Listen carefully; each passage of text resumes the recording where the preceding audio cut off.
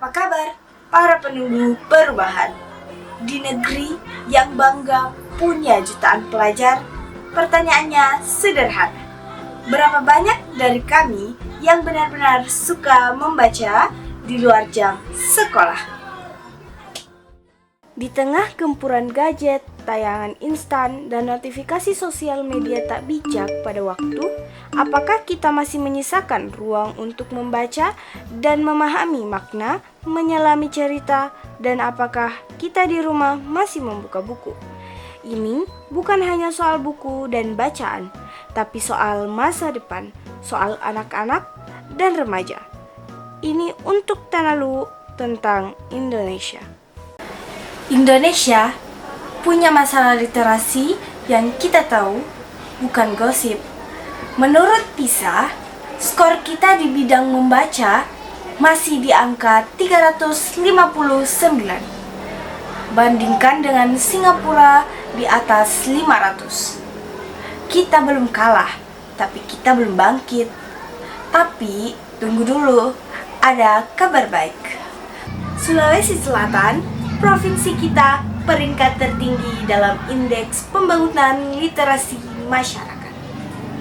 Dan Kabupaten Luwu masih dalam tahap sedang. Artinya kita belum telat, tapi juga jangan tunggu lebih lama untuk mulai.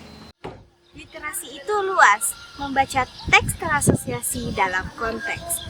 Bayangkan jika anak Luwu terfasilitasi.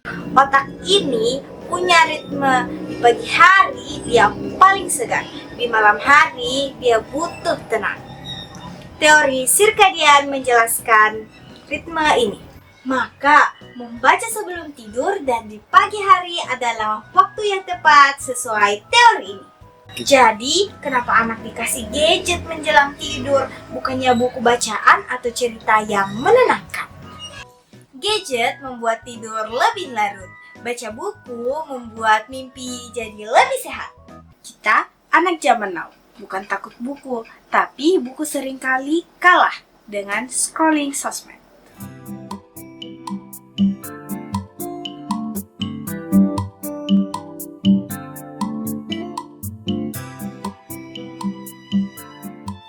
Waktu aku ikut diskusi literasi digital di perpustakaan daerah Kabupaten Luwu, aku jadi tahu HP itu bisa positif asal tahu batas. Yang dilarang bukan HP-nya, yang perlu adalah distraksi positif.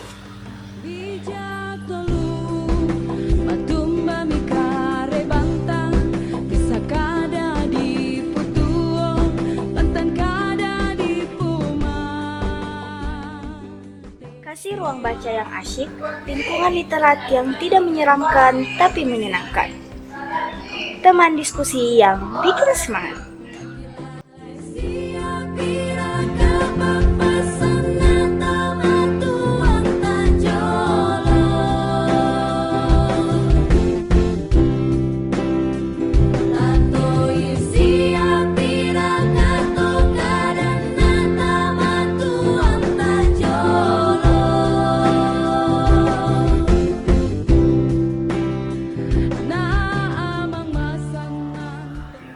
Dan Luwu, kita punya harta literatur yang sangat berharga, Ila Galinggo. Teranyar Alvin Sufatri, penulis produktif dari Tanalu, menulis romansa purba dalam stanza. Naskah warisan Ila Galinggo disanjung UNESCO. Tapi, apakah anak Luwu sudah pernah membaca atau diceritakan tentang sejarah Ila Galinggo? Atau jangan-jangan yang lebih tertarik orang luar?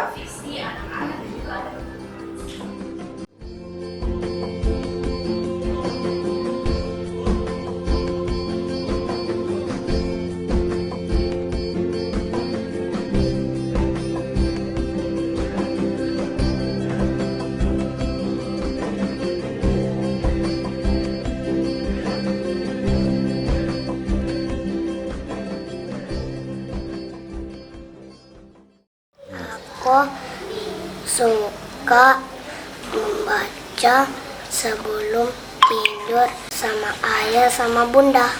I want to understand the world not just to be a spectator of it from behind the screen.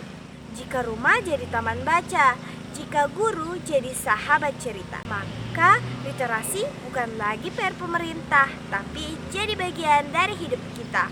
Untuk lu, untuk Indonesia, dan untuk masa depan. Kita mulai hari ini.